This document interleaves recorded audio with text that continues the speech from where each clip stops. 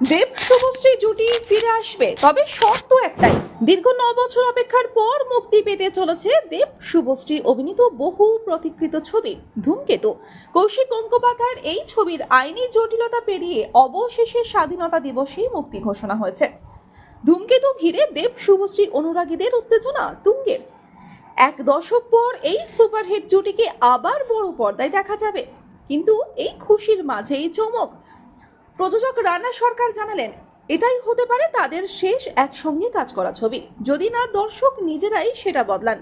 Social মিডিয়ায় তিনি স্পষ্ট লিখেছেন, ধূমকেতু বক্স অফিস 30 কোটি হলে দেব শুভশ্রী সিনেমা আবার হবে। তিনি আরও মনে করিয়ে দিয়েছেন, আগে খাদান আর সন্তান সুপারহিট হলে ধূমকেতু মুক্তি দেওয়ার যে প্রতিশ্রুতি দিয়েছিলেন তা তিনি রেখেছেন।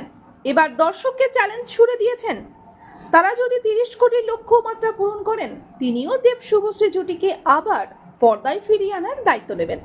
রানার এই চ্যালেঞ্জে বাংলা ছবির দর্শক সমাজে তোলপাড়। ভক্তরা কি পারবেন প্রিয় জুটিকে ফেরাতে? এখন সব তাকিয়ে বক্স অফিসের দিকে। Bureau report.